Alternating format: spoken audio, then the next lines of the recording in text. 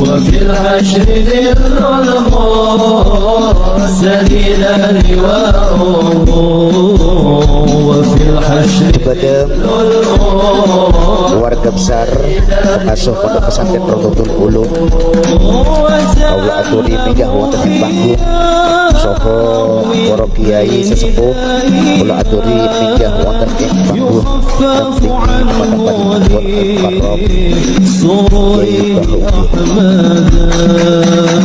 فما الظن بالعبد الذي طول عمره بأحمد مسرورا ومات موحدا فما الظن بالعبد الذي طول عمره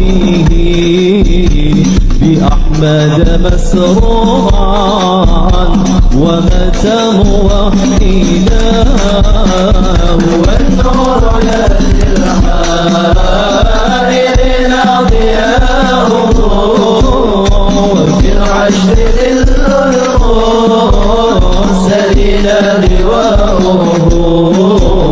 وفي الحشر ذل المرسلين لواءه. Assalamualaikum warahmatullahi wabarakatuh. Bismillahirrahmanirrahim. Allahumma sholli wa sallim barik ala sayyidina maulana Muhammadin wa ala alihi washabihi ajmain. Nama ba'du. Nggih niki alhamdulillah jenengan matur nuwun kalian Mbah kula niki. Niki sing meksa kula dugi. Wonten Mbak Bat, wonten Mas Ismail, Mas Umar, Mbah Nis meskipun boten rawuh sedanten alumni ingkang kula hormati. Niki ngaji rilek mawon nggih. Pokoke ngaji iku swarga. Dados di antara kebaikan Islam niku majlisul ilmi disebut Raudhatul Jannah. Dados Raudhatul Ulum niku mestine nggih Raudhatul napa? Jannah. Pertamanan swarga. Swarga iku kepenak. Kepenak iku mulane niki Mas kula Ismail Mas Umar ora oleh kereng. Wong swarga kok ngamukan. Bojone ora oleh ngamuk, wong widadari kok ngamukan. Terus swarga iku rileks, nyaman. Terus niki radi swarga aneh, swarga kok kuru kelaparan niku aneh. Swarga niku nyaman. Niki mulai berulah. Swarga kok bojone siji jare. Nah niku ketok asline nggih. Terus kenapa Raudhatul Ulum dikatakan Raudhatul Jannah? Nggih kula latih logika. Kula bedheki nggih sinten mawon. Ketika Anda punya mobil banyak, punya uang banyak, itu artinya Anda untuk senang itu tergantung banyak hal. Mobilnya banyak, uangnya banyak. Dengan orang yang nggak punya apa-apa, cukup bahagia dengan uang 10.000 atau seadanya. Logika yang dibangun adalah keren mana orang yang untuk bahagia butuh banyak hal dengan sedikit hal. Ini ku pinter putih. Pinter sing bahagia dengan sedikit hal. Itu cara kita bernegosiasi dengan zaman yang seperti ini. Kulo sering nasihati santri-santri sing teng kampung-kampung. Kon ketemu pangeran sowan nggawa Alphard 9, nggawa mobil miliar, nggawa uang miliaran. Dengan sowan pangeran nggawa sujud, yang mesti dibenarkan Allah itu pasti sujud. Nah sekarang itu niki wonten niki majelis mas saya ini wonten Mbak Bat. Kulo sering menghindari dari acara-acara publik bukan karena apa-apa. Supaya orang itu terlatih nyaman dengan Allah Subhanahu wa taala. Kula niku termasuk kalau boleh kula sering cerita Mbak, kecewa kula ora boleh kecewa. Wong ape mulya wae ngenteni ngomong ning panggung, wong ngaji kok ngenteni ning panggung diundang. Itu biayanya mahal. Riyen niku mboten kiai ikhlas zaman Mbah Fayumi, Bude kula Mbah Hanid iku ketemu ngaji ana wong takok ya ngaji. Sakniki ngaji niku panggung, sound sisteme rapik, kiyaine kecewa. MC-ne maklaran ya kecewa. Repot. Beragama itu menjadi mahal. Kalau nu sering ditanya sama sebagian gitu, kenapa Gus Jinan tidak jaga protokol dalam ilmu? Kalau cerita, dulu Rasulullah Shallallahu Alaihi Wasallam, niku melampah-melampah, gimana melampah-melampah? Niku tiang biasa nyegat di tenggalan. Ada perempuan Imro'atun min Khos'am. Niku Nabi pas masih berkendara, masih di atas unta. Ya Rasulullah, inna faridotawa ala ibadi adrokat abi syekhon kabiron. La yastati'u ayastamsika ala rohila wa fi riwayatin ayasbuta ala rohila. Niku mboten terus Nabi tersinggung.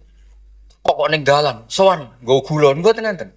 Kula nu sering lampah-lampah teng pasar pandangan kalian anak kula sering ketemu ibu-ibu ditakoki, "Gus, beneran ketemu jenengan badhe sowan?" "Kowe apa? Badhe tangklet." Anak kula nu istikhadah, "Senang kene ae gak repot." Jawab kalian ngadeg-ngadegan. Nak ke latihan kados Mas Umar Faruk mboten saged mutolaah riyin. Gayane ngongkon sopan wong ya asline ya mutolaah sik nih.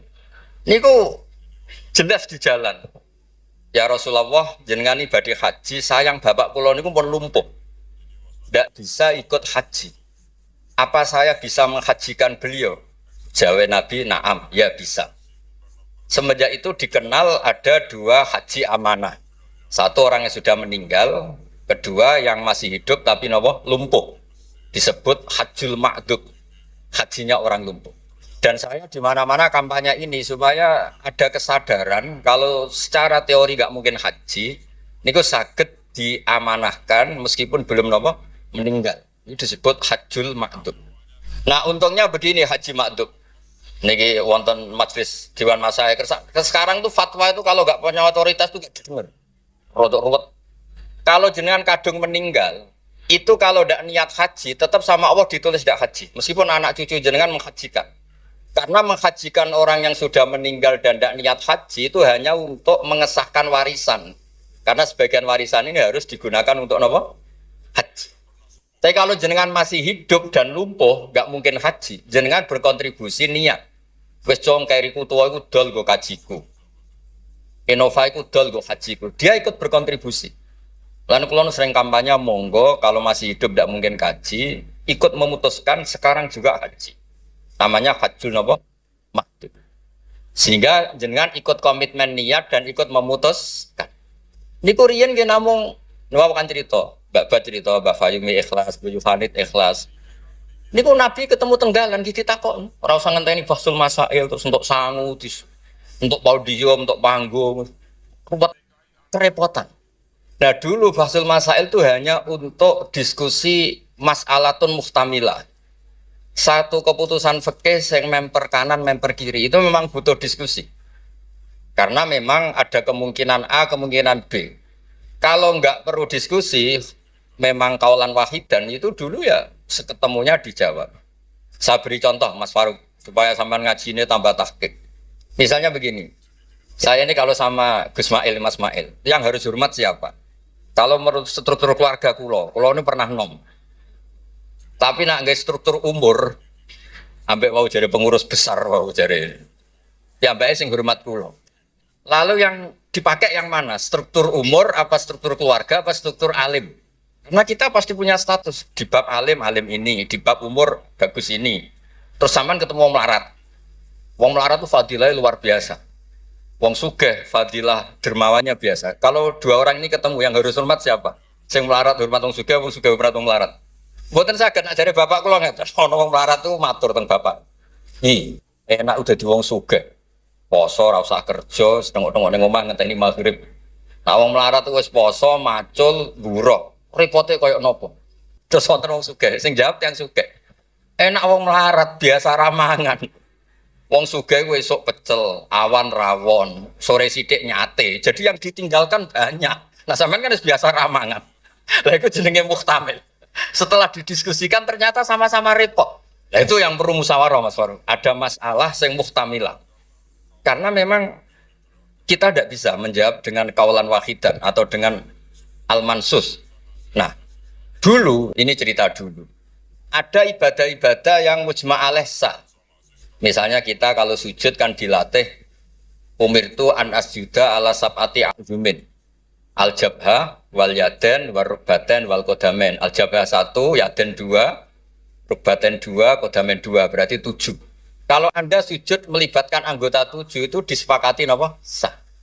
Tapi ulama dulu zaman Imam Syafi'i, beliau zaman ngarang itu sudah ngeper. Wa yahtamilu ayyasihas sujud bil jabhati faqat. Li anna nabiyya da'a fi sujudi sajata laka wajhi. Wa lam yadhkur al yaden wa rukbaten wal qadamen. Bisa saja sujud itu cukup bil jabhah sudah cukup karena Nabi ketika berdoa hanya ngendikan sajata laka wajhi. Nabi tidak menyebut 2 tangan, 2 rukbaten, 2 qadamen. Nah, ini namanya muhtamil. Nah, kiai-kiai kita, guru-guru kita, kados Kiai Fayumi, kados Mbah Hanid, niku nggak mau resiko. Kamu nyari yang mesti sah. Gini pun melibatkan 7 apa? 7 anggota. Tapi untuk orang lain yang mungkin teng desa-desa terbelakang, kamu pakai kaul yang mungkin sah. Dan itu menjadi adat guru-guru kita. Kanggo awake dhewe disiplin, kanggo wong liya napa? Longgar. Karena kalau tidak begitu, kalau ilmu Anda tidak cukup pakai standar ideal, nanti wong desa-desa sing sujute angkrang-angkrang, Bang. Terus dianggap boten apa? Sah. Nah, dianggap rasah terus modelnya ra salat. Nah, itu cerita keilmuan sing enggak boleh enggak. Terus niki ampun jenengan iri terus Mbah Uli Mbah kula. Buyut kula niku gak ada adik Mbah Mufid niki abahe niki. Mbah Hane itu midoane ibu kula. Terus kula nak undang niki Mbah, undang niki Mas. Terus kula nu kalah tuwa. Terus didolimi. Anggere bangsa kalah tuwa niku didolimi. Soale dipek menangi dhewe. Ngundang niku mboten nggih jenenge Mbah. Awas ora teko. Faruk mboten ngefek, alumni kados Mas Adam, Mas Wahid dari alumni sini mboten ngangkat, mboten terdaftar teng Loh Mahfud. Tapi nak mbah niki masyaallah. Mboten nate ngekeki undangan pokoke awas, wingi ketemu kula teng Lasem. Wis mbok catet tanggale. Nggih memang isane mbah niku ngamuk. Ceritane kunane kuno ngoten. Dados berfikih, berislam, berfikih itu harus luas. Karena kalau tidak luas itu kita jadi yang repot. Misalnya ngeten, saya beri sekian contoh yang fikhun muhtamilun. Ada beberapa teori ya. Kan ada usul fikih, ada kaidah fikih, juga ada fikih mateng. Misalnya jihad. Jihad itu diterangkan di kitab I'anatul Talibin itu wajibnya karena apa? Fardul wasa'il lal maqasid. Untuk supaya kita tidak dihinakan musuh itu memang kita harus kuat. Dulu gak kebayang zaman Belanda datang ke kita kalau kita tidak jihad dengan makna angkat senjata.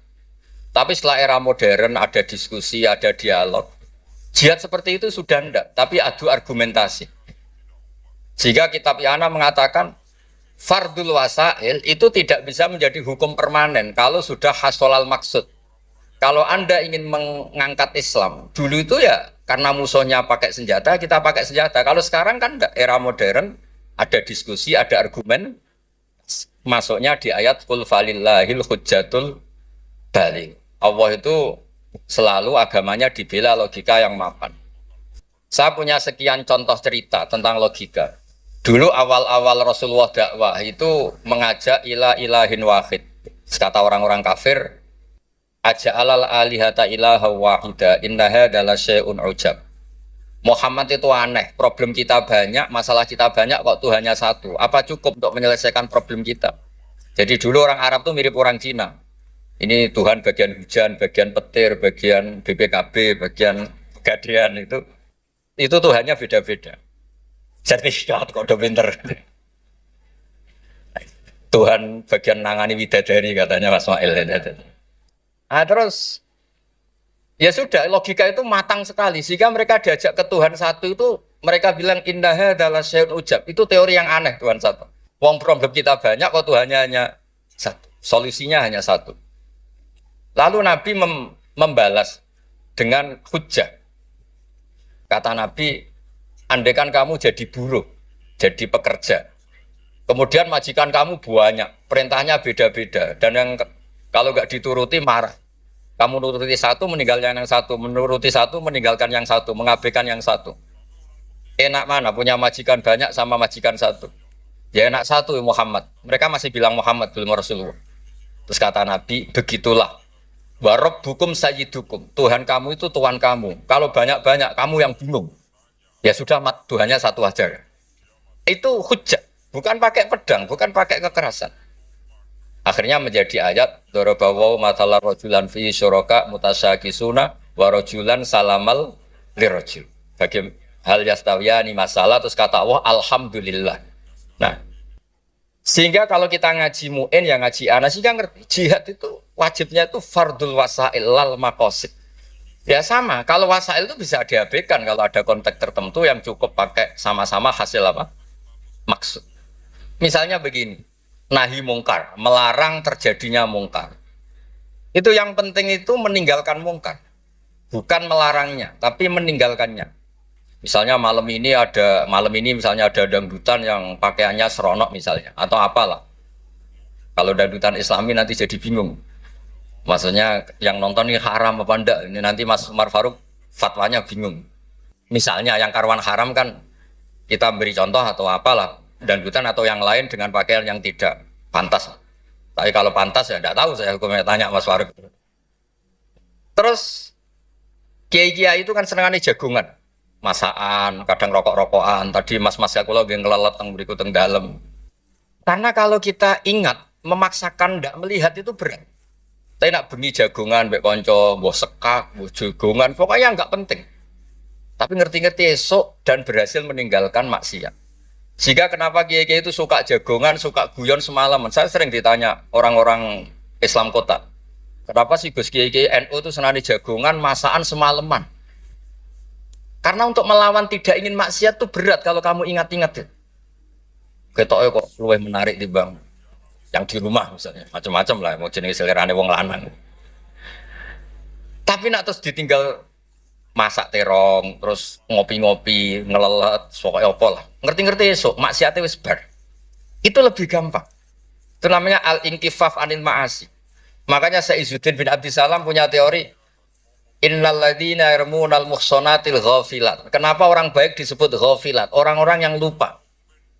Karena untuk melawan ingin maksiat itu harus bil asbab asyaghilah.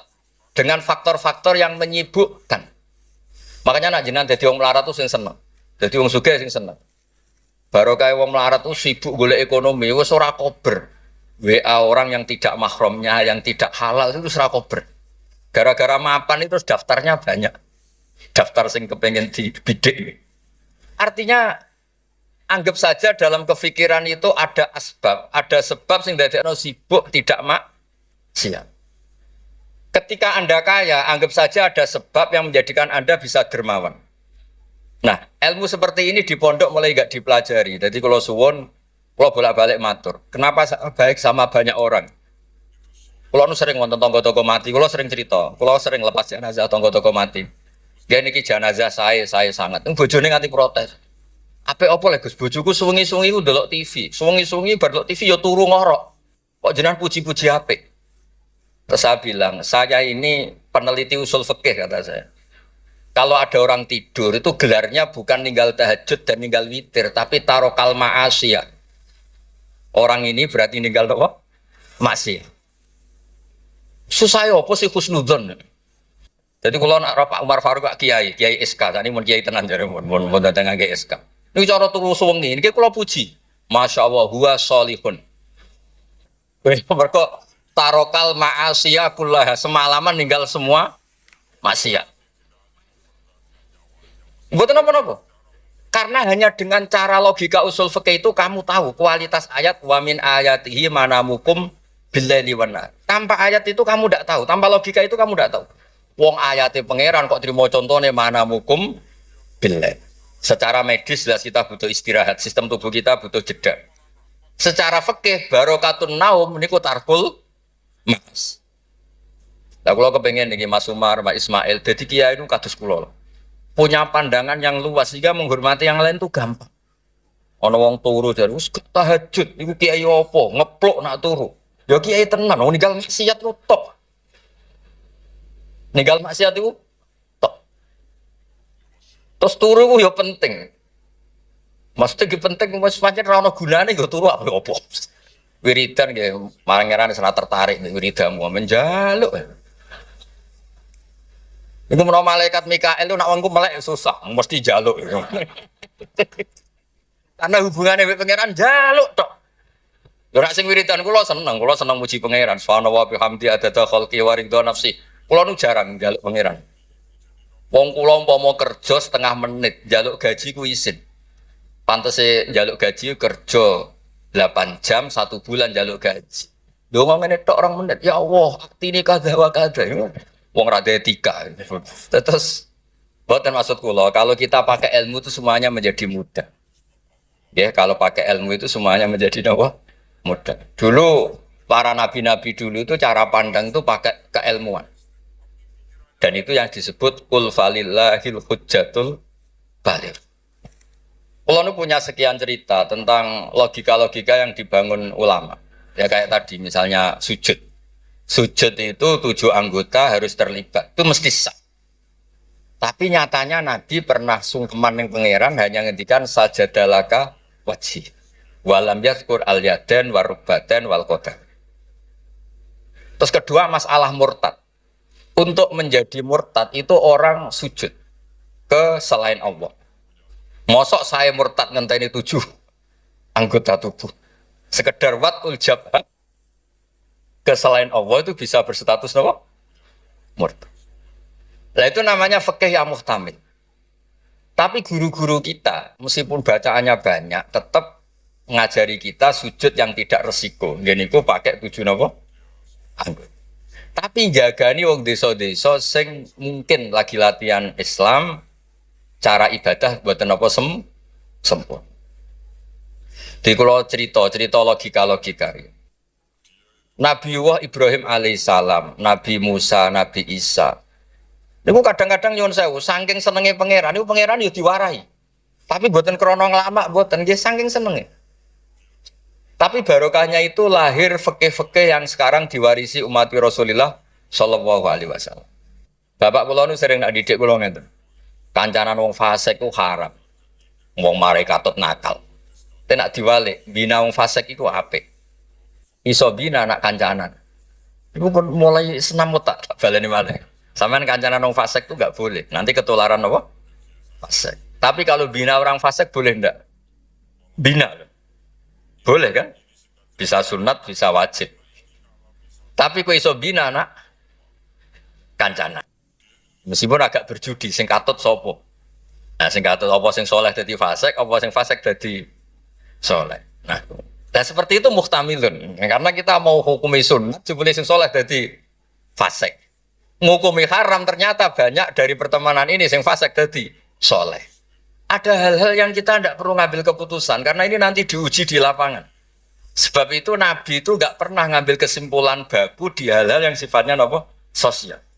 Ayat fa'fu anhum wasfah ya banyak, ayat tegas ya banyak, ayat setengah tegas, setengah nggak tegas ya banyak. Karena di bab-bab sosial itu ada muktadul hal, ada kondisional. Nah ini yang masalah-masalah sing wow didawakan Mbak Fayumi, Mbak Hanit itu seneng ilmu.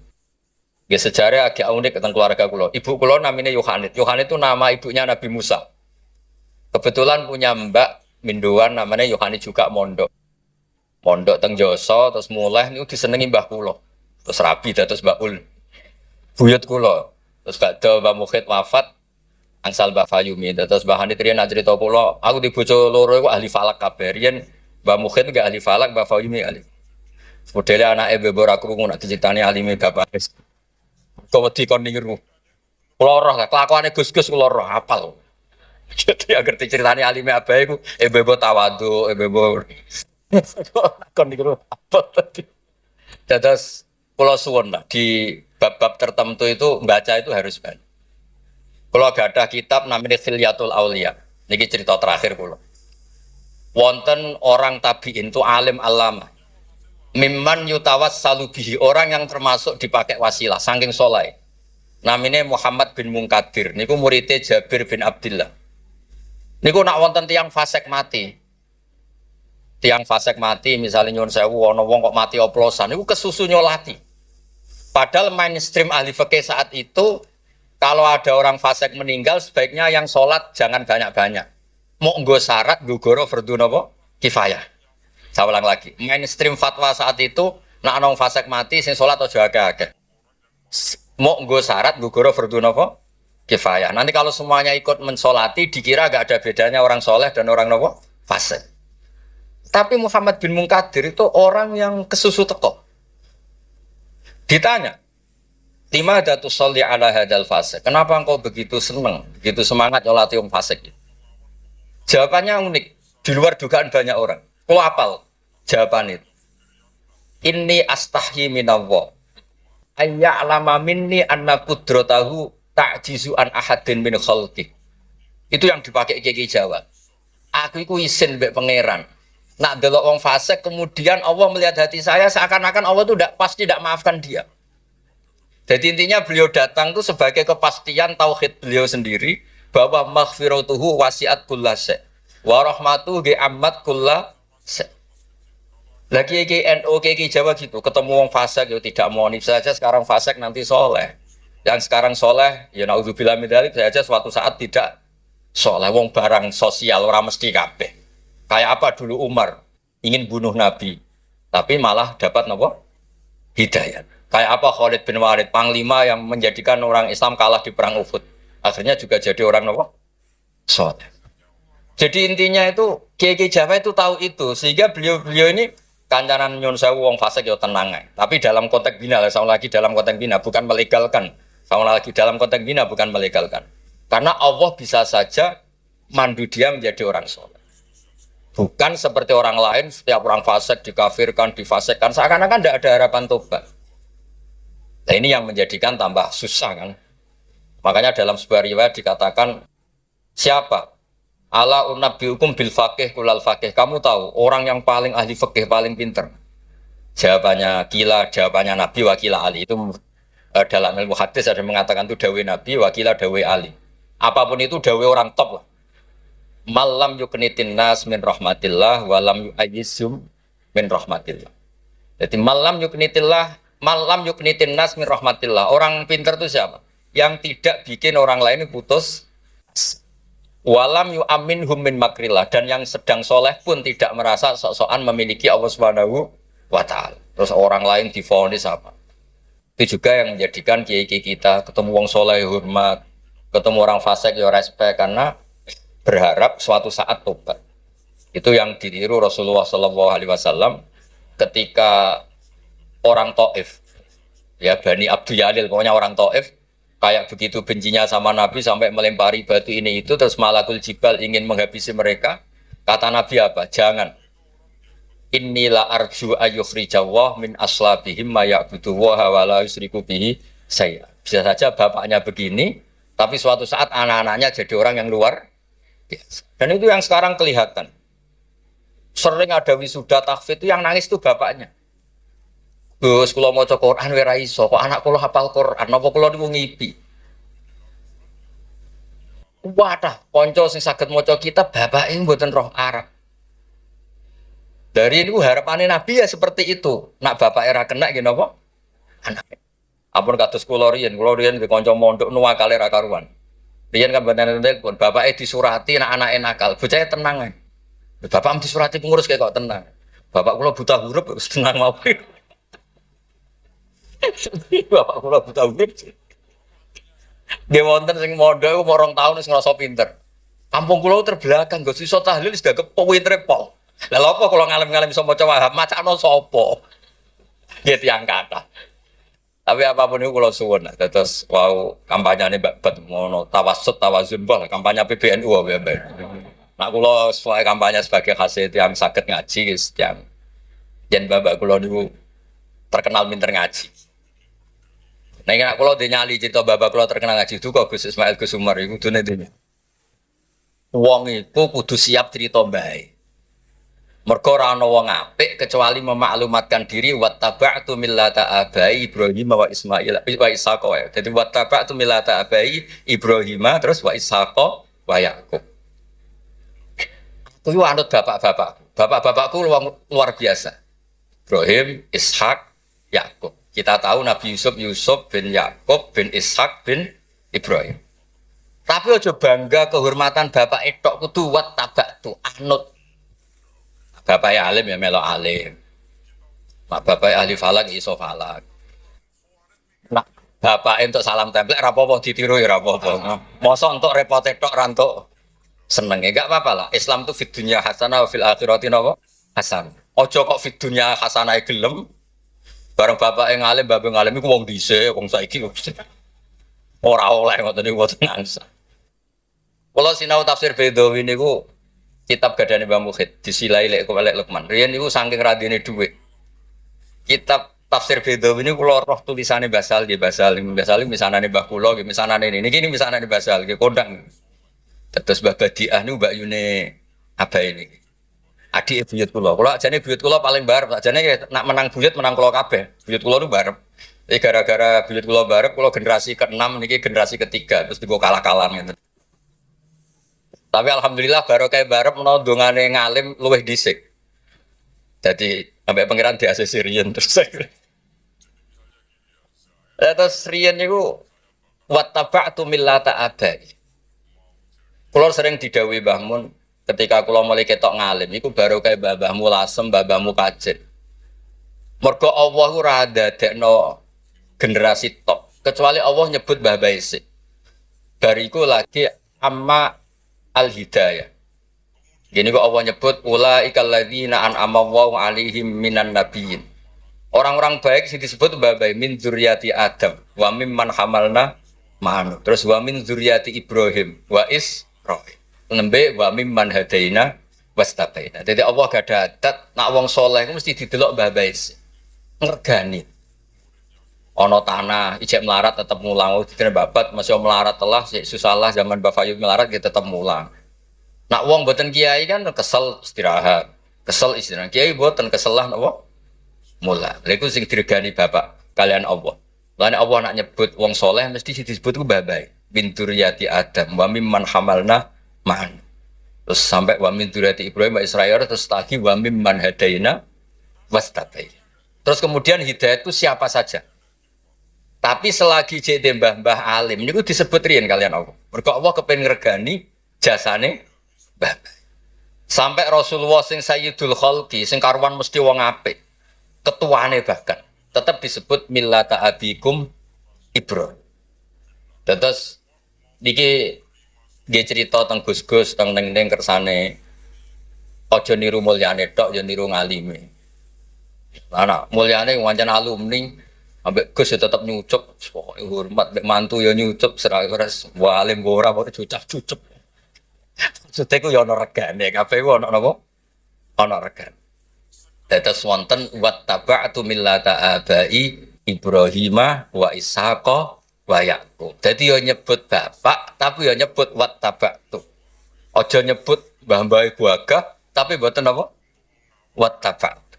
Nggih niku mawon Niki kula wau matur, kula pun uzlah, mun pamit, saja acara ngene nak ngaji kula wis ngaji sing gampang-gampang mawon.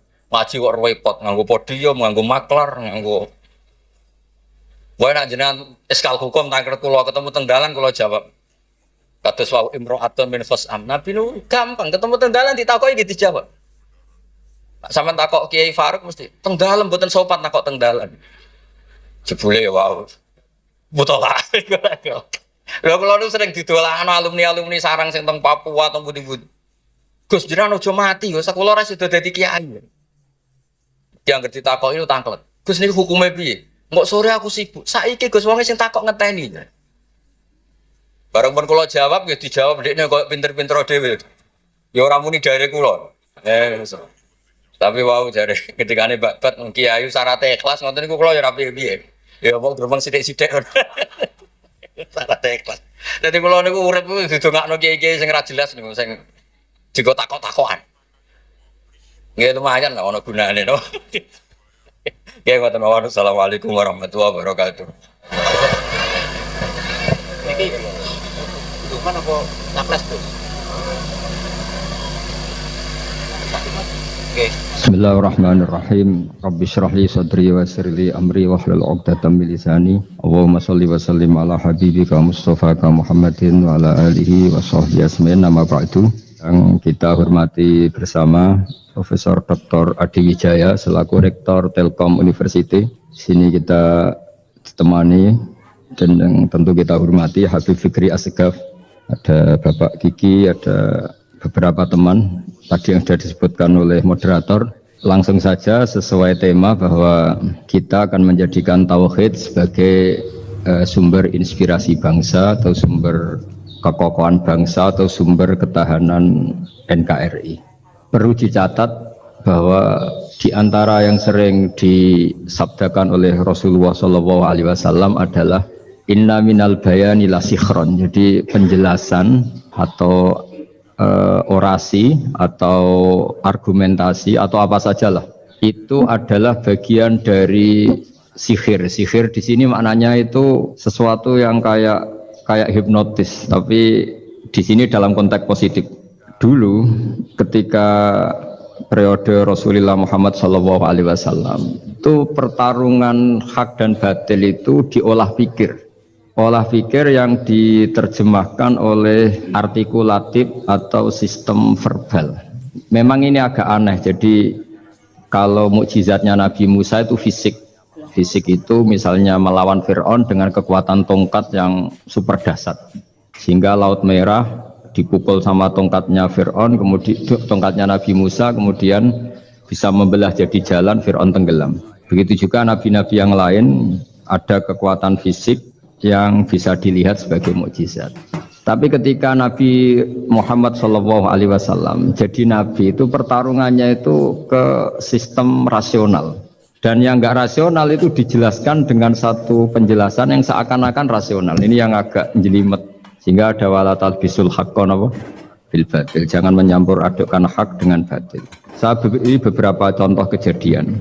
Suatu saat itu ada orang kafir datang ke Rasulullah SAW, kemudian bertanya, ya Muhammad, jika kambing itu mati betul, yang tidak disembelih, bangkel, itu yang mematikan siapa?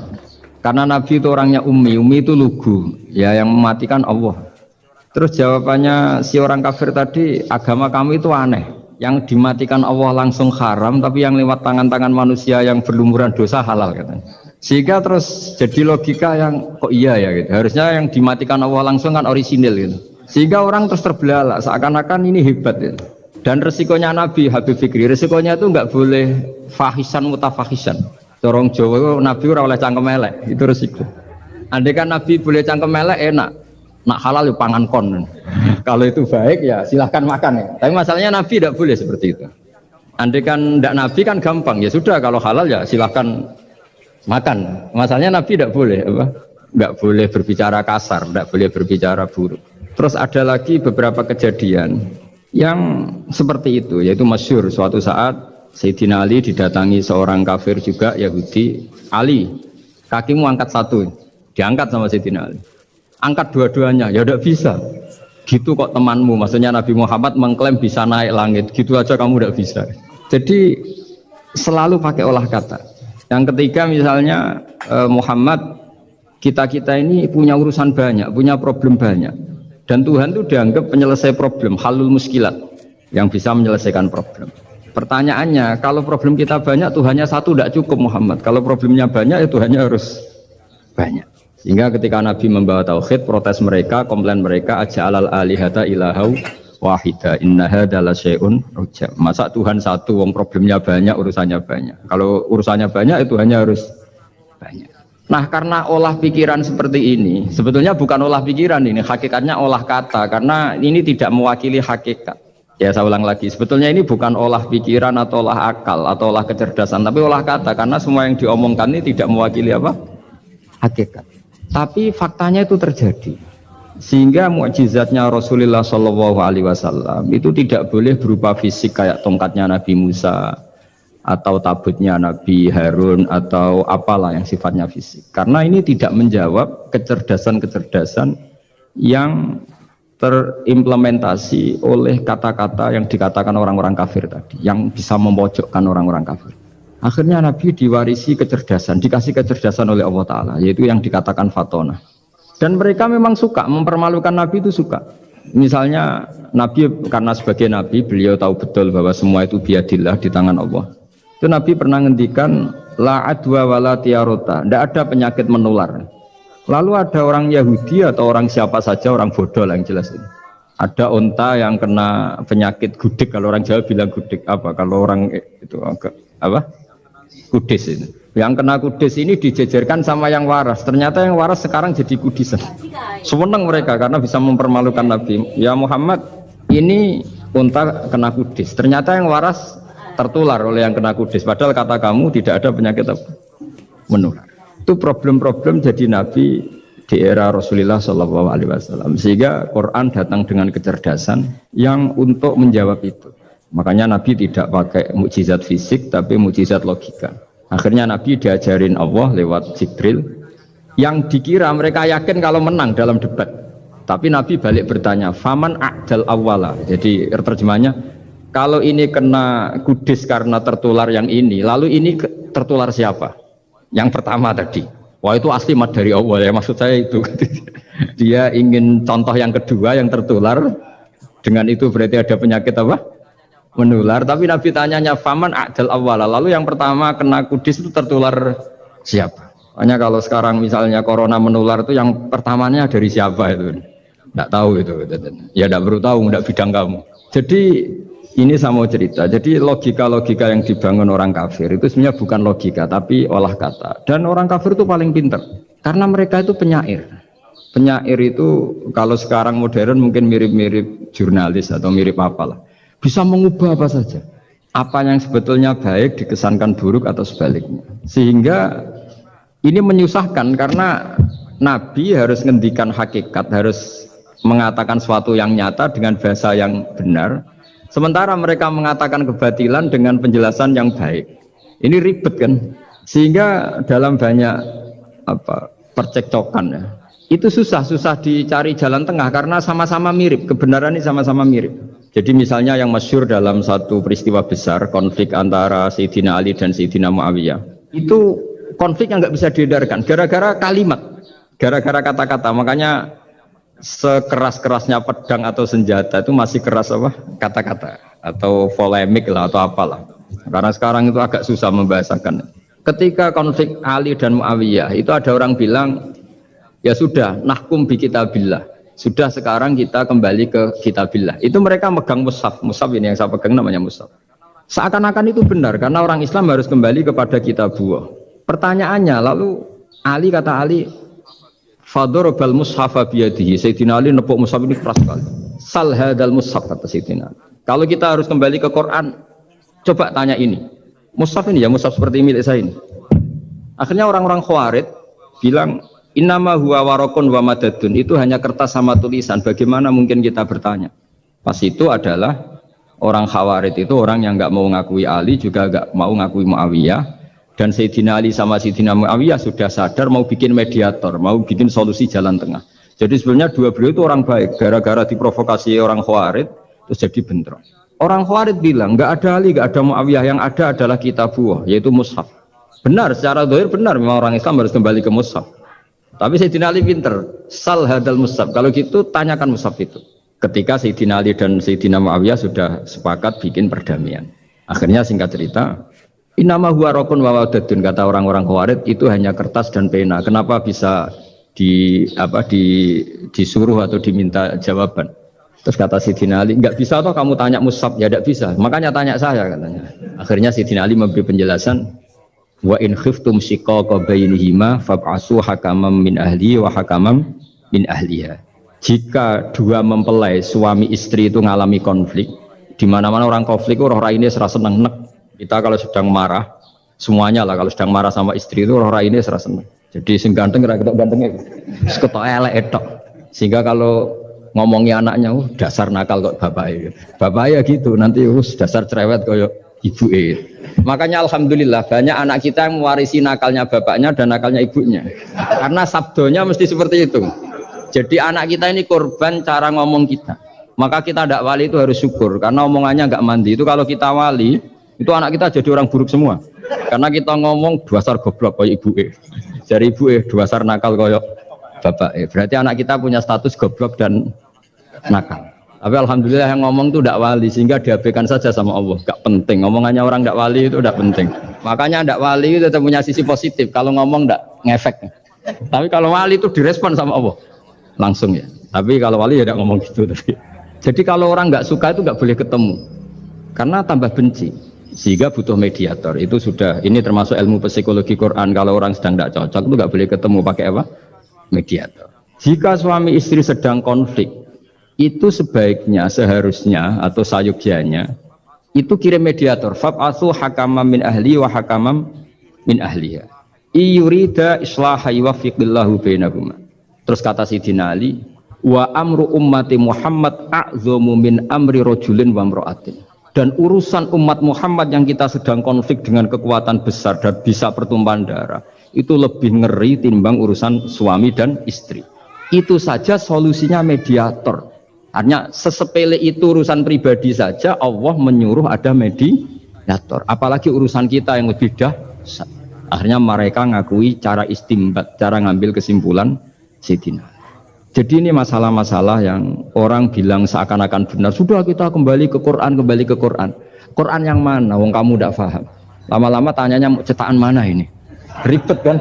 Makanya saya ini bikin gerakan besar-besaran yang dulu saya ngaji tafsir lama sekali dengan Mbah Mun, ngaji sama bapak saya. Sekarang alhamdulillah sering diskusi sama Pak Quraisyab karena kita ini butuh dan saya punya teman akrab Gus Zofur juga dokter tafsir. Ya kalau kamu ingin tak sebut ya punya teman kalian semua untuk mengkaji apa? Tafsir. Itu memang kita butuh. Karena Quran itu teks.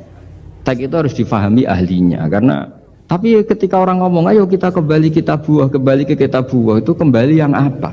Terus tentang apa? Sehingga banyak orang yang entah saking angkuhnya, entah saking benarnya tidak tahu. Saya tidak mau kembali kepada Quran. Kenapa? Saya tidak pernah keluar, saya di situ. Kembali itu kan sudah keluar baru kembali. Itu entah saking angkuhnya, entah saking benarnya tidak tahu. Mau kamu katakan angkuh yang masuk akal? Saya tidak mau kembali. Saya tidak pernah keluar. Memang saya sudah di situ. Benar mana? Bisa jadi ya sudah ini itu wilayah yang nggak jelas. Tapi bahwa mukjizatnya Nabi itu menerangkan sesuatu yang kayak iya kayak enggak. Karena orang kafir itu pintar mengemas kebatilan sebagai kebenaran. Jadi enak zaman Nabi Musa ngadepi Fir'aun yang karuan salah. Nabi Muhammad itu enggak. Ngadepi satu komunitas yang mereka punya jargon yang seakan-akan benar. Misalnya Ka'bah itu sakral, Baitullah. Orang kafir itu percaya keramatnya Ka'bah, percaya. Sehingga mereka kalau bikin berhala itu harus dekat Ka'bah, bentuk barokah Ka'bah. Gak kurang ajar gimana? Maka berhala-berhala itu paling banyak di dekat Ka'bah, karena supaya apa? Dapat barokahnya Ka'bah. Ribet kan? Kamu kafirkan tuh percaya barokah Ka'bah, tidak dikafirkan itu kurang ajar. Ka'bah kok jadi ruwet, ribet banyak ngadepi. Itu susah memang ngadepi logika ya. Makanya kan apa ya? Kayak kita ngerawat anak itu. Mau dilonggar nanti manja terus goblok, mau dikerasin nanti minggat, ribet kan. Jadi ngelola kebenaran itu tidak gampang. Lalu Nabi datang bil haqqil bayyin, dengan kebenaran yang nyata. Dimulailah dari surat diantaranya lam yakunil ladzina kafaru min ahlil kitab wal musyrikina munfakina hatta ta'tiyahumul bayyinah. Bayyinah itu siapa? Rasulun minallah yatlu suhufam mutahharah. Orang-orang kafir baik berkategori ahli kitab yaitu Yahudi Nasrani maupun yang berkategori orang-orang musyrikin yaitu orang-orang yang menyekutukan Allah yang non samawi, yang tidak punya kitab samawi, itu tidak mau tercerabut. Munfakin itu tidak mau tercerabut dari akar mereka hatta ta'tiyahumul bayyinah, sehingga datang kebenaran yang begitu nyata, begitu jelas. Saking jelasnya siapapun mau tahu dan nggak bisa dibatalkan oleh apapun, termasuk oleh perilaku sosial. Siapa itu? Rasulun minallah yatlu suhufam mutahharah, itu yaitu Rasulnya Allah yang membaca lampiran-lampiran suci, yaitu Quran. Sehingga Nabi datang dengan analogi pembanding.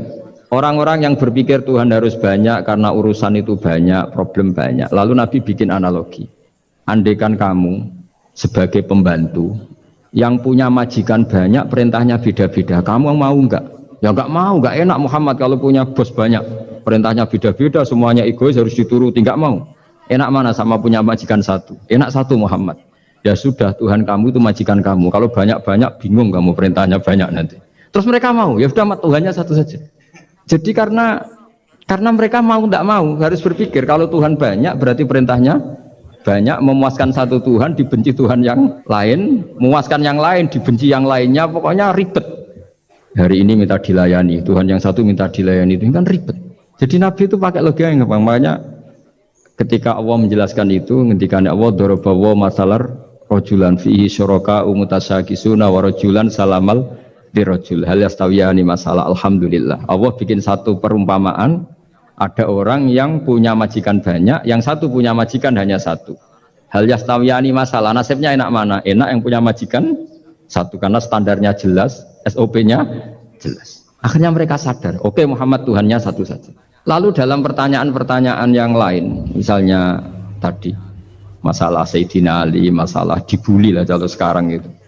Itu Nabi menjawab ya dengan rasional. Karena mau tidak mau. Karena Nabi tidak dibolehkan pakai mukjizat zaman itu. Untuk awal-awal jadi Nabi itu nggak boleh pakai mukjizat. Karena mukjizat itu punya sisi yang sangat-sangat fatal. Yaitu kalau Allah sudah menurunkan mukjizat, itu sekali nggak diimanin itu harus ada azab. Nabi ingin umatnya itu nggak kena azab. Makanya ketika Allah Ta'ala wa ma mana'ana an nursila bil ayati illa an kadzdzaba bihal awwalun. Cara terjemahan bebasnya gini, Muhammad, saya tidak ngasih mukjizat kamu kayak Nabi Musa, kayak nabi-nabi sebelum kamu yang berupa fisik. Itu problemnya satu, sekali saya menurunkan mukjizat, tren umumnya ini didustakan. Ketika didustakan, saya punya alasan menyiksa, wong sudah tak perlihatkan sebegitu jelas kok tetap didustakan. Maka sekali saya menurunkan mukjizat, kata Allah, wa ma nursilu bil ayati illa takhwifa. Saya memberikan satu ayat itu hanya warning, hanya peringatan bahwa ini akan ada bahaya azab. Jika karena pilihannya itu Nabi milih gak ada mukjizat yang seperti nabi-nabi sebelumnya, milih mukjizat yang ilmiah, yaitu Al-Quran yang kita warisi sampai sekarang, alhamdulillah. Karena kata ulama-ulama, nah ini pentingnya penjelasan. Andaikan mukjizat kita itu hanya tongkat, maka hanya ada di museum. Kita lihat tongkatnya Nabi Musa, mungkin klaimnya ada di Turki. Mukjizat tabut kita lihat lagi di mana lah tempat di museum apa. Tapi kalau mukjizatnya Al-Quran, itu umatnya Nabi akan merasakan nikmatnya ila yaumil kiamah. Misalnya kita dalam bersuami istri, atau dalam berkeluarga, atau dalam bermasyarakat. Itu Quran kalau nasihati kita gampang sekali. Misalnya, wa'ashiruhunna bil ma'ruf, fa'in karihtumuhunna fa'asa antakrahu syai'a waj'alallahu fi khairan katsira. Sudahlah kalau sama istri itu yang baik. Jika ada watak istri yang kamu nggak suka, dalam ketidaksukaan kamu itu ada kebaikan yang banyak. Kamu nggak suka karena kalau istri kamu sering marah, kamu nggak suka. Sukanya yang senyum. Tapi kalau senyum terus sama orang lain juga senyum, ribet kan kamu. Jadi sudah anggap saja ada hikmahnya. Semua itu ada hikmahnya. Kalau istri kamu marah tidak kelihatan marahnya, dipendam, itu nggak ekspresif. Cara akting sinetron nggak masuk itu. Tapi kalau marah kelihatan marahnya itu ekspresif, itu kecerdasan, itu apa? Bisa menumpahkan keinginan. Wah itu bagus ini. Jadi disuruh lihat sisi apa? Positif. Imam Syafi'i itu pernah ketemu seseorang yang di depan beliau cium tangan hormat. Suatu saat dikasih tahu sama santrinya yang lain, orang yang mencium kamu wahai Imam Syafi'i itu di belakang ngerasani kamu, bully kamu. Kata Imam Syafi'i, baguslah. Kenapa? Berarti saya wibawa, di depan saya tidak berani. Jadi enteng. Beliau dikasih tahu, tetangga kamu banyak yang benci engkau ya Imam Syafi'i. Baguslah, tidak akan utang saya. Justru yang kenal-kenal itu yang utang-utang itu. Enteng terus. Jadi dunia ini dianggap gampang saja. Coba kalau istri kamu sedang rukun sama sedang marah itu murah mana? Murah marah. Kalau rukun minta ke mall pusing. Jadi ulama dulu itu murah mana? Marah sama rukun. Kalau sedang harmonis minta kemana? Mahal kan? Kalau pas marah. Jadi ulama dulu itu lucu apa ya? Gampang sekali nanggapin sesuatu itu. Imam Abu Hanifah itu kalau ketemu yang utang beliau itu dia yang sembunyi karena malu. Kalau kita kan enggak, yang sembunyi yang utang. Kalau Abu Hanifah enggak, yang sembunyi itu Abu Hanifah. Kasihan dia malu kalau ketemu saya, kan masih punya utang saya. Itu kalau kamu ingin jadi wali itu gitu. Kalau ketemu yang utang kamu yang lari. Itu bisa bank tutup karena yang lari yang utangin. Dalam cerita-cerita wali itu unik-unik. Rabi'ah Adawiyah itu pernah kemalingan, itu beliau sembunyi. Malingnya nyari apa, dia sembunyi. Habis itu ditanya, kenapa engkau sembunyi? Sama lu sama malingnya, karena rumah saya nggak ada yang bisa dimaling karena enggak punya apa. Jadi ini kalau berpikir rasional kan ada Habib Fikri bahasa rasional. Ini tak latih berpikir yang agak rasional. Nabi itu diutus dalam kondisi masyarakat yang rasional, sehingga repot. Dan yang tidak rasional itu punya kecakapan olah kata sehingga seakan-akan rasional. Makanya ada kalimat terkenal di kalangan ulama, kalimatu haqqin urida bihal batil. Omongannya benar, tapi maksudnya tidak benar. Kayak tadi, la hukma illa lillah. Tidak ada hukum kecuali yang ada di Quran. Tidak ada hukum kecuali yang diturunkan Allah. Pertanyaannya, apa itu? Ya Quran. Lah iya apa? Makanya kata Sidin Ali, ya sudah, sal hadal mushaf. Tanya mushaf kamu. Oh ya tidak bisa, itu kan hanya kertas sama tulisan. Makanya tanya ulama kata Sidin Ali. Nah Quran itu bal huwa ayatum bayyinatun fi suduril ladzina utul ilm. Quran itu begitu jelas sebagai solusi, tapi di hatinya orang yang punya ilmu. Sehingga kemudian lahir beberapa generasi tauhid. Yang paling masyhur dimulai tauhid itu yang masyhur ya, Yaitu adalah ketika ada orang namanya Muhammad bin Jubair bin Mut'im. Itu bapaknya Muhammad ini namanya Jubair bin Mut'im. Itu dia orang kafir, masih kafir. Dia datang ke Madinah itu untuk negosiasi tawanan perang Badar. Dulu beberapa orang yang negosiasi sama Nabi itu ya nunggu di masjid. Singkat cerita, Nabi sholat maghrib baca surat Wattur wa kitabim mastur fi raqim mansur wal baitil ma'mur was-saqfu fil marfu wal bahril masjur. Terus dia dengerin sampai Allah tanya, am khuliqu min ghairi syai'in. Kalau kamu tidak ngakui saya sebagai Tuhan, kata Allah, silahkan Anda berpikir bahwa alam raya ini dimulai dari ketiadaan. Atau kamu sendiri merasa sebagai pencipta alam raya ini, pencipta langit dan bumi. Itu namanya am khalaqus samawati wal ard. Itu orang itu disebut dahiyatul Arab, orang paling cerdas di Arab. Itu dia bingung. Dia selamanya kafir. Cara berpikir menuhankan berhala, Lata, Uzza, pokoknya menuhankan makhluk lah. Terus dia mikir, Muhammad ini kacau ya. Akal saya dihabisin ya tadi. Jadi cara berpikir dia pakai akal, dia tidak percaya mukjizatnya Quran, tapi dia bilang Muhammad ini kacau, akal saya dihabisin. Akhirnya Nabi setelah salam dia menyatakan Islam. Karena kata dia, Muhammad, akal saya habis oleh apa yang kamu baca. Nah ini saya mau menerangkan tauhid sebagai inspirasi. Yaitu logikanya gini, langit bumi ini kan wujud itu punya eksistensi. Kalau langit bumi ini wujud, alam raya ini nyata, lalu kamu mengatakan sebelum alam raya ini ketiadaan, berarti ada satu kesimpulan ketiadaan menciptakan yang ada. Itu malah gendeng bareng. Logikanya kan nggak kena. Al-adamu yakhluqu maujudan, sesuatu yang nggak ada menyebabkan atau menjadikan sesuatu yang ada. Akhirnya padahal pertanyaannya tadi gitu, ya sudah kalau kamu nggak percaya saya sebagai Tuhan, sebagai pencipta awal, sudah ada usah Tuhan-Tuhanan. Tapi ya, mari goblok bareng dengan mengatakan bahwa alam yang ada ini diciptakan oleh sesuatu yang tidak ada.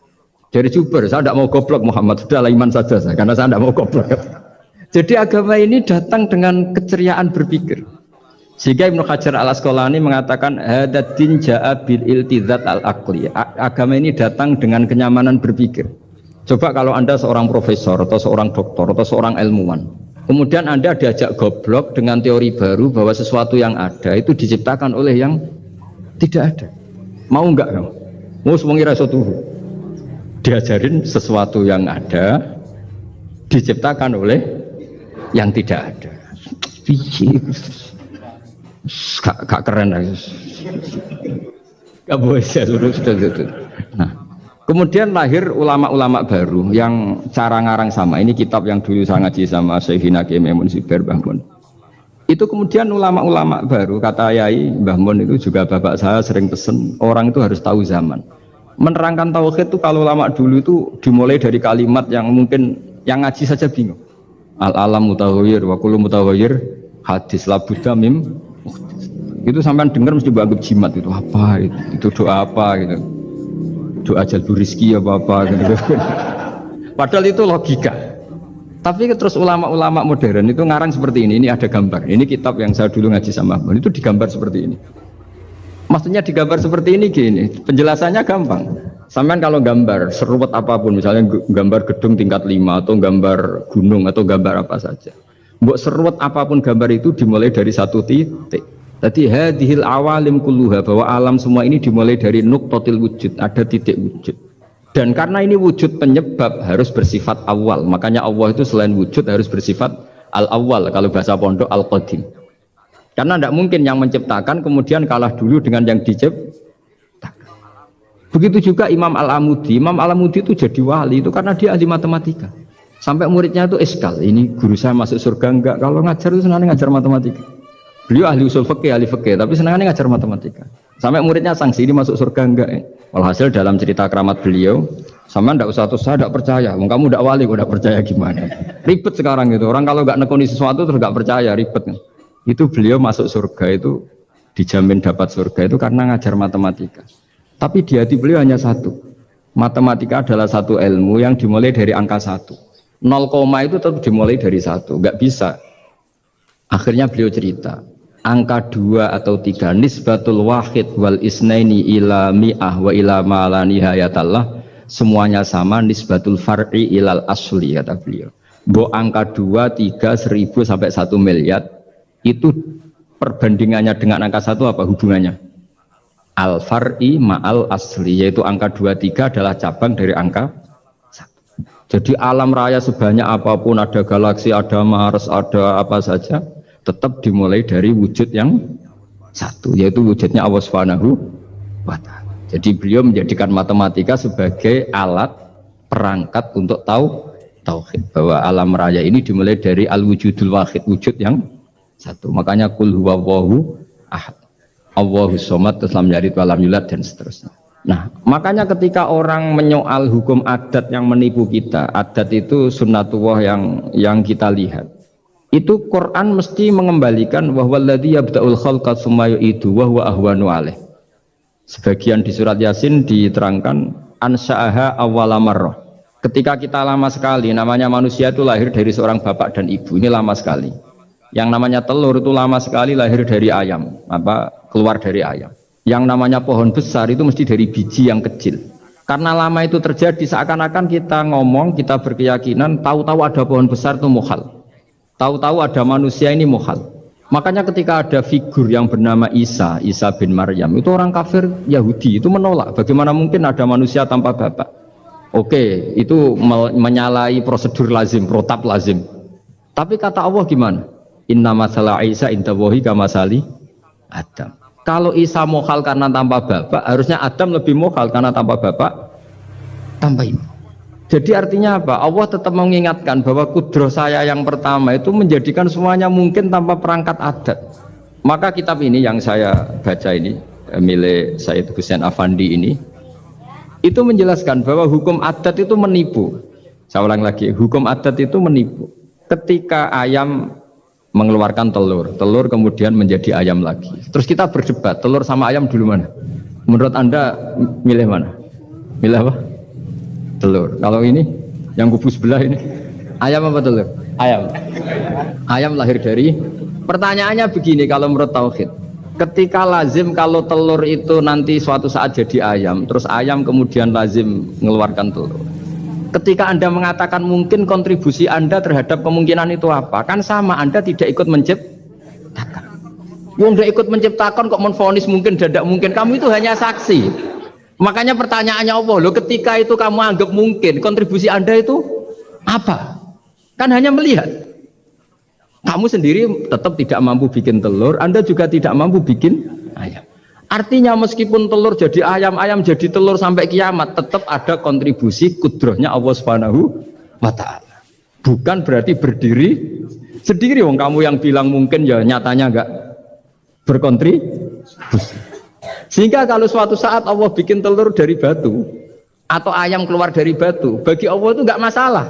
Tapi bagi kamu masalah. Bagaimana mungkin hewan keluar dari batu? Ini logikanya gimana? Loh, memangnya ketika telur dari ayam itu logika kamu gimana coba?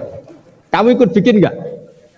Nah ini di sini pentingnya mukjizat. Akhirnya Allah bikin mukjizat, ada satu onta besar keluar dari batu, yaitu mukjizat Nabi Kamu memasalahkan, ini gimana onta kok keluar dari batu? Lalu kalau Allah tanya kamu, gimana telur keluar dari ayam? Loh ini biasa Gusti mungkin, memangnya kamu bisa? Berarti bagi orang yang tauhid, yang wali, keluarnya ayam dari telur sama onta dari batu itu nisbatnya sama. Sama-sama semuanya di luar kontribusi kita. Kenapa yang satu kamu katakan mungkin, yang satu kamu katakan tidak mungkin? Toh kamu sama-sama tidak terlibat. Itu cara berpikir tauhid. Artinya apa? Orang-orang wali atau orang-orang alim meskipun melihat telur keluar dari ayam tiap hari tetap subhanallah, subhanallah, Allahu Akbar. Karena ini keajaiban. Tapi kamu kan enggak taunya ajaib itu yang aneh-aneh itu. Makanya banyak cari kiai aneh yang gondrong, yang nggak pernah mandi, gara-gara kamu tuh suka aneh itu gara-gara. Jadi buat sesering apapun alam raya ini ada siklusnya. Biji jadi pohon, pohon kemudian mengeluarkan buah, buah ada biji.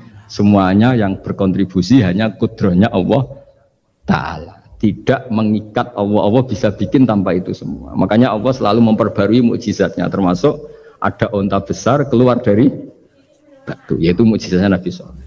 Kamu nggak boleh menyoal ini mukhal gimana? Karena itu nggak mungkin. Ukuran nggak mungkin apa? Kamu nggak bisa bikin kan? Sama telur keluar dari ayam kamu bisa bikin?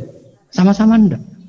Nah di sini pentingnya ngaji ya. Makanya Allah ngendikan innallaha la yastahyi Ayyadriba masalam ma ba'udotan fama fokoh. Allah itu tidak malu bikin contoh nyamuk. Karena nyamuk ini mukjizat yang besar. Sudah hewannya kecil, di situ ada ususnya. Ususnya ada uratnya. Coba kalau kamu bikin nyamuk. Kalau yang santri agak nakal itu ya ada alat kelaminnya, ada uratnya.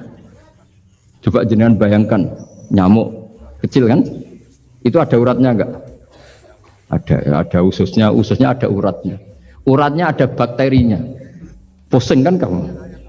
Jadi sebetulnya ayat Allah yang dasar itu bukan dinosaurus tapi nyamuk. Bikin uratnya dinosaurus masih gampang, hewannya besar paling uratnya segini. Itu pesan di Juwana bisa lah. Tapi kalau pesan organnya apa? Nyamuk. Perutnya seberapa? Sudah gitu dia di dalamnya ada calon anaknya. Lebih kecil, banyak lagi jumlahnya coba. Nah ini agama ini datang dengan akal. Jadi kelihatan ada mukjizatnya Quran karena menyontohkan nyamuk. Dan kelihatan mukjizat kalau dijelaskan pakai logika. Yaitu kayak apa susahnya bikin nyamuk. Sudah kecil, ada organnya ada uratnya ada kumannya ada uratnya. Pusing enggak? Makanya tidak ada kampus yang siap memaklumatkan diri sanggup bikin nyamuk. Karena ya enggak sanggup tadi. Lah itu mukjizatnya Quran. Jadi agama ini ketika ulama-ulama ja'a bil iltizazil aqli. Agama ini datang dengan kenyamanan berpikir. Makanya kita nanti kalau mau mati itu yang seneng saja. Kita tidak tahu caranya hidup, tahu-tahu lahir, tahu-tahu hidup, tahu-tahu punya hutang, tahu-tahu banyak masalah, tidak tahu kita. Nanti kalau mati juga gitu, nggak ingin mati, tahu-tahu mati. Nanti nggak tahu bangkit. Makanya sudah alaiha nahya wa alaiha namut wa biha nubasu insyaallah taala minal. Makanya kata Sidina Ali kalau ada orang susah hidup, kamu lahir keinginan kamu apa keinginan Allah? Ya keinginan Allah. Kamu mati, misalnya orang frustasi ingin mati ya tidak bisa mati. Kalau Allah tidak menghendaki ya tidak mati. Ya sudah. Zaman kita hidup ya tidak bisa mengelola kehidupan ini, ya sudah kalau mati juga tidak bisa mengelola kematian ini. Makanya terus kita diajarkan inna sholati wa nusuki wa mahyaya wa mamati lillahi rabbil alamin. Berhubung kita tidak tahu ya sudah hidup kita, mati kita semua di tangan Allah. Sudah kita pasrah saja. Nah jamnya mati, mati aja, serah usah pamit, sudah mati aja, sudah gak ribet. Makanya wali-wali itu ya biasa ngelihat kematian itu, bukan karena yakin pasti masuk surga ya enggak. Kata wali-wali itu di dunia itu hanya Allah yang ngurusi kita ya Allah, nanti di akhirat ya itu tauhid ya. Jadi saya ulang lagi ya, jangan terjebak hukum adat, karena dalam hukum adat itu sebenarnya Anda tidak aktor tapi hanya saksi. Yang namanya telur keluar dari ayam mengeluarkan telur, tapi sebetulnya ini tidak mengikat. Allah bisa saja bikin hewan dari yang lain, kayak tadi mengeluarkan untanya Nabi Soleh dari batu yang apa? Besar. Ya itu mohal, bagaimana mungkin? Nah memangnya ayam jadi telur jadi ayam, Anda ikut berkontribusi kan enggak? Andai kan Anda menyaksikan kudrohnya Allah Ta'ala di semua kejadian, yaitu Allah bisa bikin nyamuk ada organnya ada uratnya. Dengan reputasi seperti ini maka kita akan mensifati Allah innahu ala kulli syai'in qadir, bahwa Allah bisa melakukan apa saja. Wa huwa ala kulli syai'in qadir, diulang-ulang. Sama Indonesia yang sekarang seperti ini, yang kata orang ada yang bilang terbelakang, ada yang bilang tertinggal dari Eropa. Mungkin dalam kudrat tua untuk bikin Indonesia lebih makmur dari sekarang, bisa mengalahkan negara-negara yang lain. Jadi kalau kamu ingin, tapi Indonesia banyak masalah gini, bagi Allah mudah saja menyelesaikan masalah. Tetap inna dzalika 'ala Allahi yasir. Kita harus optimis bahwa semuanya bagi Allah mudah. Tapi cara berpikir ya tadi, dengan reputasi Allah bisa bikin nyamuk. Nah nyamuk sulitnya di mana ya tadi, sudah kecil, punya organnya punya uratnya punya bakteri, bakterinya punya organnya bakteri, mungkin ada bakteri lagi. Pusing kan? Ya jangan, nggak usah dipikir kalau pusing. Ya jadi terus yang terakhir saya mohon kalau baca Quran sebisa kita ada yang diangen-angen. Jadi Allah kalau mendorong kita mengakui eksistensinya Allah sering ngendikan yang mudah-mudah. Misalnya saya ini yang menciptakan kamu, saya yang menciptakan kamu. Falau la tusaddiqun, sudahlah, saya ini nahnu khalaqnakum. Saya ini pencipta kalian, Bu yao. Hubungan kamu itu dengan saya, urusan kamu terdekat itu dengan saya, kata Allah, bukan dengan yang lain. Karena saya yang menciptakan kamu, kata Allah. Tapi kita ini aneh, jadi manusia itu aneh. Dengan zat yang menciptakan kita tidak punya urusan, dengan yang tidak terkait dengan kita punya itu kan aneh. Dan Allah kalau menerangkan itu gampang. Terus bagi manusia yang kumoluhur, yang angkuh, seakan-akan bisa menentukan segalanya, Falaula in kuntum ghaira madinin tarji'unaha in kuntum shadiqin. Kalau kamu orang hebat, Bu ya, ketika nyawa kamu mau keluar tuh kamu tahan supaya kamu nggak jadi mati. Nggak keren kan orang hebat kok mati katanya. Kamu sombongnya kayak gitu seakan-akan bisa ngatur dunia, menaklukkan dunia, ternyata kamu mati. Harusnya nggak usah mati dong. Kata falaula in kuntum ghaira madinin tarji'unaha in kuntum shadiqin. Makanya falaula idza balaghatil hulqum wa antum khina idzin Bu ya, orang-orang yang keren, yang merasa hebat, yang biasa ngatur dunia, Bu ya ketika mati itu jangan mau.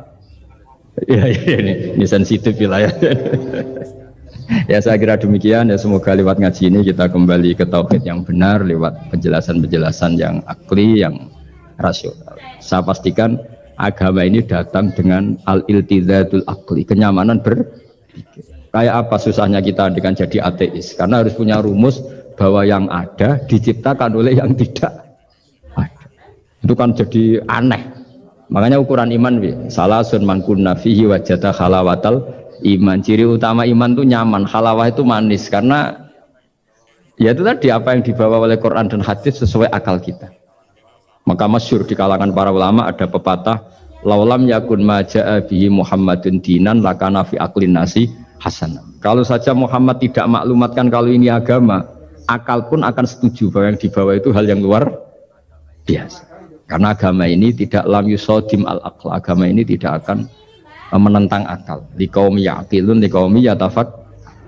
Kalau ada orang bilang akal saya itu menolak faham agama, itu akalnya yang perlu dicek. Ada masalah itu pasti. Ya, saya kira demikian. Assalamualaikum warahmatullahi wabarakatuh. Oke, baiklah teman-teman, jadi itulah reaction ngaji kita bersama dengan Kiai Haji Bahauddin Nur Salim atau Gus Bah di channel kita, channel ngaji Nahdlatul Ulama ini teman-teman. Dan ini merupakan ngaji Gus Bah di dua tempat ya teman-teman. Yang pertama ada di Universitas Telkom in Yogyakarta. Ini terkait dengan pembahasan mengenai fitnah atau kata-kata lebih kejam atau lebih tajam daripada senjata, atau Gus Bah tentang betapa bahayanya cangkeman. Ini adalah video reaction ngaji kita bersama dengan Gus Bah atau Kiai Haji Bahauddin Nur Salim yang membahas mengenai mengapa Rasulullah SAW tidak diberi mukjizat secara fisik tetapi diberikan mukjizat Al-Quran dan juga sifat fatonahnya.